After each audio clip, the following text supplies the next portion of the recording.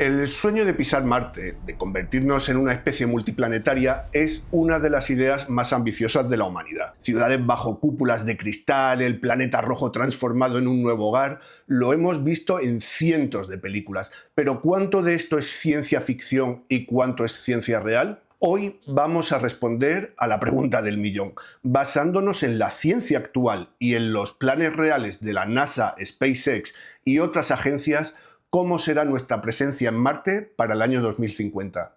Y te aseguro que después de este viaje vas a entender los brutales desafíos y las tecnologías increíbles que se necesitan. Te va a estallar la cabeza. Antes de construir nuestro hogar marciano, tenemos que entender el terreno. Y seamos claros, Marte no es una Tierra 2.0 esperando a que lleguemos. Es uno de los entornos más hostiles que podemos imaginar. Empezamos por algo básico, el aire. La atmósfera de Marte es, para nosotros, un veneno. Está compuesto en un 95% de dióxido de carbono. Pero el verdadero problema no es lo que respiras, sino que prácticamente no hay nada que respirar. La presión atmosférica es menos del 1% de la que tenemos aquí en la Tierra, tan baja que si salieras sin un traje presurizado ocurriría algo sacado de una película de terror. Estarías por debajo del límite de Armstrong. Esto significa que la temperatura de ebullición del agua bajaría hasta la temperatura de tu propio cuerpo y tu saliva, tus lágrimas y todos los fluidos de tu cuerpo empezarían a hervir, como lo oyes. Esta atmósfera tan delgada es la causa de todos los demás problemas, ya que no puede retener el calor, lo que provoca unas oscilaciones de temperatura brutales. Imagina esto, en un buen día de verano, en el ecuador marciano, puedes tener unos agradables 20 grados Celsius,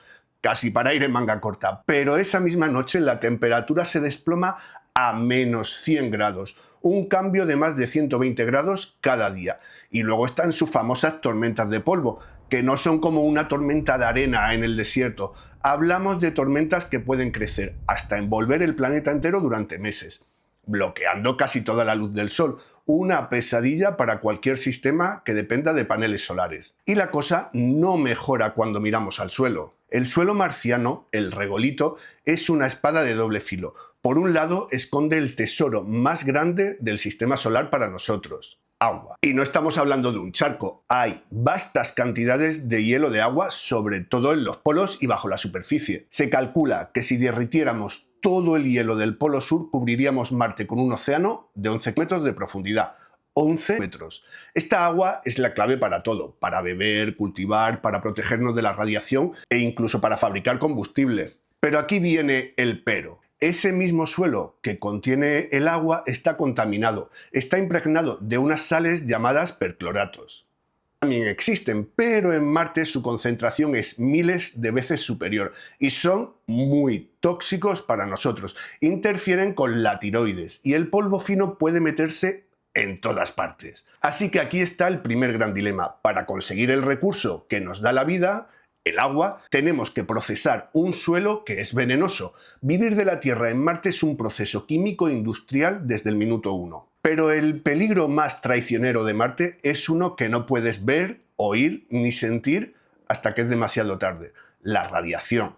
La Tierra nos protege con dos escudos potentísimos: un campo magnético global que desvía las partículas peligrosas y una atmósfera densa que absorbe el resto. Marte no tiene ninguno de los dos. Su superficie está constantemente bombardeada por un chaparrón de partículas de alta energía. Hablamos de dos tipos de radiación: los rayos cósmicos galácticos, que son como una lluvia constante y muy penetrante, y los eventos de partículas solares, que son llamaradas esporádicas pero increíblemente intensas del Sol. Los datos del rover Curiosity nos dicen que la dosis diaria en la superficie de Marte es de aproximadamente 0,67 milisieverts, y durante el viaje de 6 a 9 meses para llegar allí es todavía peor, alcanzando hasta 1,8 milisieverts por día. Este es sin duda uno de los mayores obstáculos para que podamos vivir allí de forma sostenible, y nos lleva directamente al siguiente punto. ¿Qué le hace todo esto a un ser humano? El viaje a Marte es una paliza para el cuerpo humano. Nuestro organismo evolucionó durante millones de años para una cosa: la gravedad de la Tierra. Quítala y todo empieza a ir mal. Primero, el sistema musculoesquelético. En microgravedad, los huesos pierden densidad a un ritmo brutal, como una osteoporosis acelerada, y los músculos que no usas, como los de las piernas y la espalda, se atrofian. Los astronautas pueden perder hasta un 30% de masa muscular en una misión de 6 meses. Luego está el sistema cardiovascular. Los fluidos de tu cuerpo se desplazan hacia el pecho y la cabeza. Por eso los astronautas tienen esa cara hinchada y piernas de pájaro. El corazón no tiene que bombear sangre contra la gravedad, así que se debilita. Y pensarás, bueno, al llegar a Marte con su 38% de la gravedad terrestre, todo se arregla. Pues no, llegas en un estado físico lamentable y tienes que empezar a trabajar de inmediato. Y esa poca gravedad no es suficiente para revertir el daño. No te recuperarás en Marte, simplemente pasas de un entorno de deterioro a otro. Y si el desafío físico es enorme, el psicológico es quizás todavía mayor. Hablamos de un equipo de 4 a 8 personas encerrados en un espacio reducido durante casi 3 años, sin privacidad, con una monotonía sensorial brutal, el mismo entorno, las mismas caras, día tras día.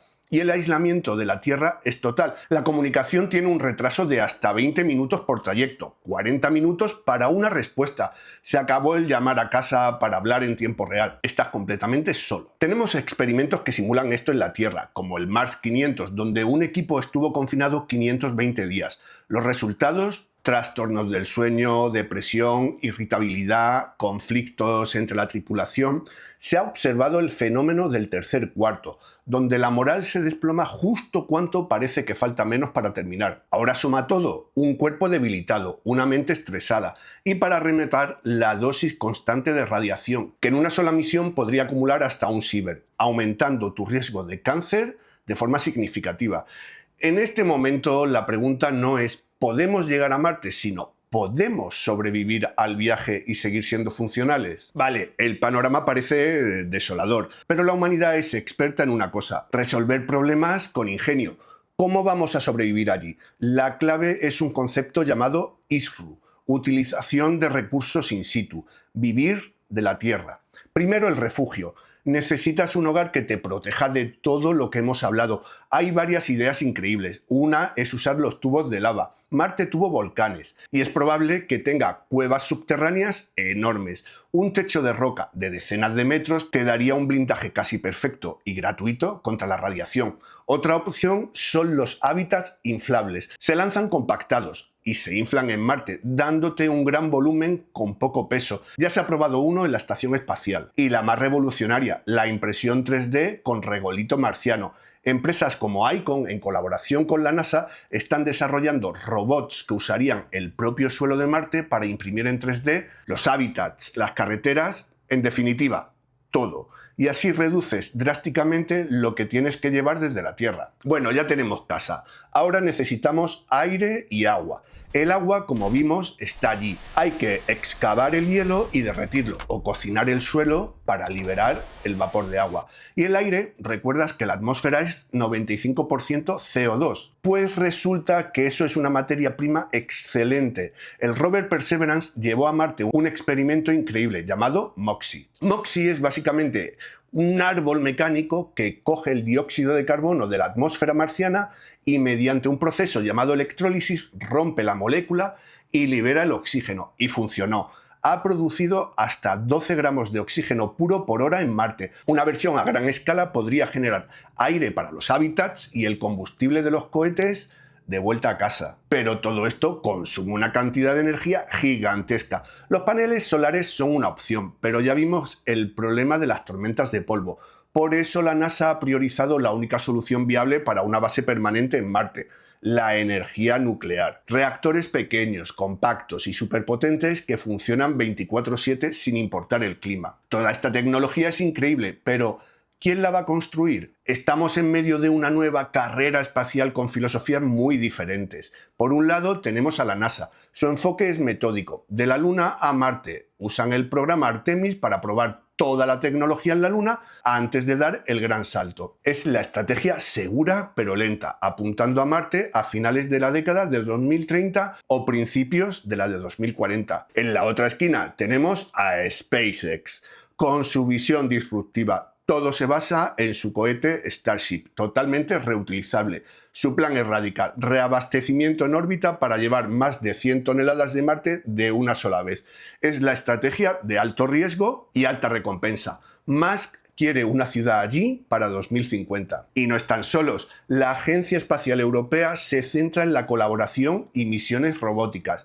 Y China avanza a un ritmo impresionante con el objetivo político de llegar a Marte en torno a 2049. Para el centenario de su fundación. Entonces, ¿quién ganará? ¿El enfoque lento de la NASA o la velocidad de SpaceX? La verdad es que ambos se enfrentan a un problema fundamental que podemos llamar trampa tecnológica. Para ser autosuficientes en Marte necesitas una infraestructura industrial, reactores nucleares, plantas para procesar el agua, equipos de minería pesada, pero toda esa infraestructura es en sí misma demasiado grande y pesada para llevarla en las primeras misiones. La capacidad de aterrizaje actual de la NASA en Marte es de 1 tonelada. Para una misión humana básica se necesitan al menos 10. Esto significa que los primeros colonos no serán pioneros independientes, serán los cuidadores de una obra en construcción, casi totalmente dependientes de los suministros de la Tierra durante años, mientras una flota de naves robóticas va construyendo poco a poco todo lo que necesitan. Por eso la idea de 1 millón de personas para 2050, como sugiere Elon Musk, es considerada poco realista por la gran mayoría de la comunidad científica. Hemos visto la hostilidad del planeta, el castigo para el cuerpo y la mente, la increíble ingeniería necesaria y la nueva carrera espacial. Así que volvemos a la pregunta inicial. ¿Cuál es la predicción más realista y a la vez optimista para la humanidad en Marte en 2050? No será una ciudad y probablemente tampoco una colonia autosuficiente. El escenario más plausible para 2050 es un pequeño puesto de avanzada científico, algo así como las bases de investigación que tenemos en la Antártida. Un pequeño grupo de entre 4 y 8 astronautas, probablemente de varias nacionalidades, viviendo en una combinación de hábitats predesplegados y estructuras impresas en 3D. Serán casi totalmente dependientes de las naves de carga que lleguen desde la Tierra para sobrevivir, y su misión principal no será colonizar, sino operar y escalar los primeros sistemas de ISRU. Serán los encargados de poner en marcha la primera planta de oxígeno, la primera perforadora de agua, sentando las bases paso a paso, para que futuras generaciones puedan expandirse. Pero para llegar incluso a este modesto puesto de avanzada, aún tenemos que resolver 3 desafíos fundamentales. El primero es la salud humana a largo plazo. No tenemos ni idea de cuáles son los efectos combinados de la radiación y la baja gravedad en un cuerpo durante 3 años, y esa es la mayor incógnita. La segunda, escalar el ISRU. Una cosa es un pequeño experimento como MOXIE y otra muy distinta es una planta industrial que funcione de forma autónoma y fiable a millones de kilómetros de distancia. Y por último, la capacidad psicológica. ¿Podemos realmente mantener a un equipo cohesionado y productivo bajo ese nivel de aislamiento extremo? Así que no. En 2050 probablemente no seremos marcianos, pero podríamos ser los fundadores de la primera presencia humana fuera de nuestro planeta. Llegar a Marte, incluso de esta forma tan precaria, sería el logro más trascendental de nuestra historia. Sería el primer paso, el más difícil, en un esfuerzo que durará generaciones. No sería el final del viaje, sino el verdadero comienzo de nuestro futuro como especie interplanetaria. Pero ahora quiero saber tu opinión. Después de ver toda la evidencia, ¿crees que lo lograremos para 2050? ¿Crees que soy demasiado optimista o demasiado pesimista? Déjamelo saber en los comentarios. Y si te apasiona la tecnología que está dando forma a nuestro futuro y quieres más análisis como este, no olvides darle al me gusta, suscribirte y activar la campanita para no perderte el próximo vídeo. Gracias por acompañarme. Nos vemos.